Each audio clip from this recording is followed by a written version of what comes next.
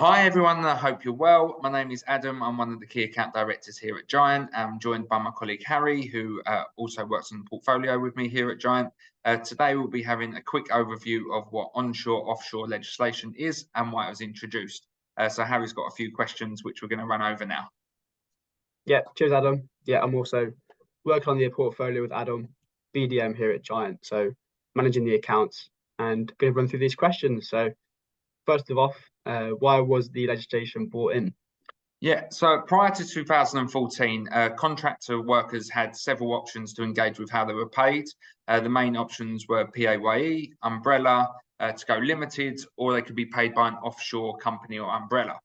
The liability to pay the tax and national insurance contributions fell on the contractor.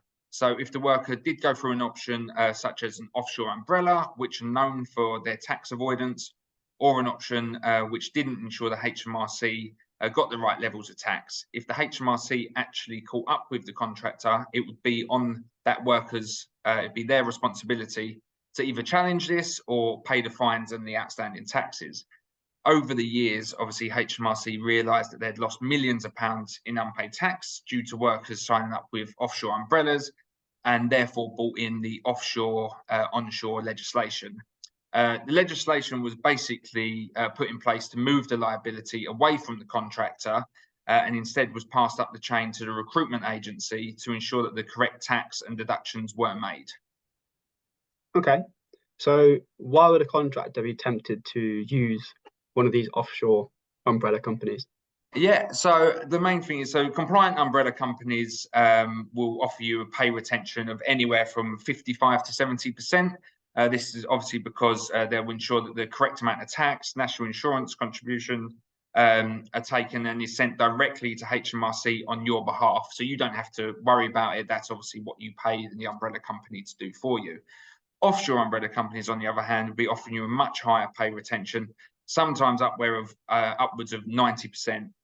Which is almost obviously certainly a tax avoidance scheme. These offshore options, for example, in the Isle of Man, what they can do is they actually invoice the agency, get paid by the agency, but instead of paying the worker on a PAYE basis, the offshore company, the offshore umbrella, actually takes anywhere from a 5 to 10% cut of the invoice, and then they would pay the worker in terms of a loan, which actually isn't taxed, so the HMRC is missing out on the tax that they should be getting from there.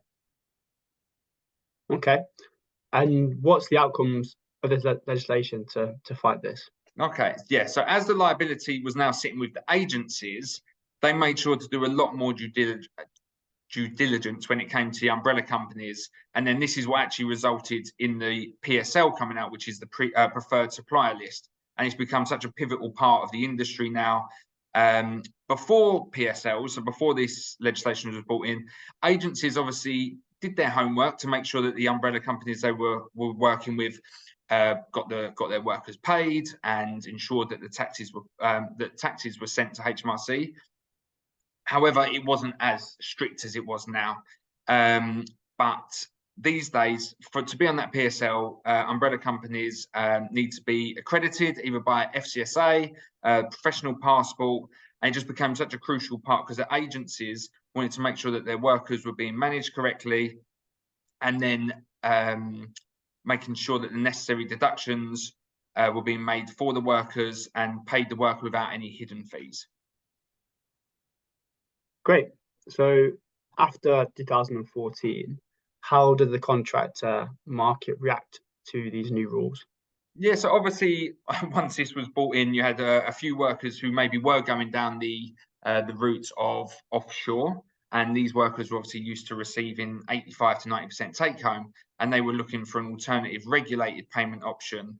And one of the most popular options was to open a limited company where their take home pay would be around 80%.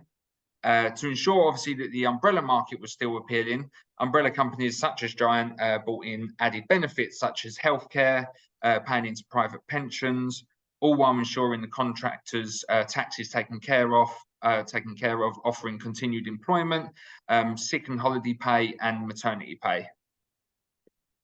Okay, so last of all, if an agency has a contractor who'd like to get in touch about our umbrella or limited company services, or contractors themselves that might be watching this, how can they get in touch with us? Yeah, so the easiest way, obviously, to reach out to myself or Harry, even via LinkedIn, all of our information in there, or go onto Giant's LinkedIn, or you can go onto our company website, giantpay.co.uk, where you'll find a whole host of information on there. We also have our live chat option, contact numbers, and emails, so you can find obviously a lot of information there. But yeah, this was just a little snapshot of why that legislation was brought in. Any questions, please reach out to myself and Harry, and thank you very much for your time.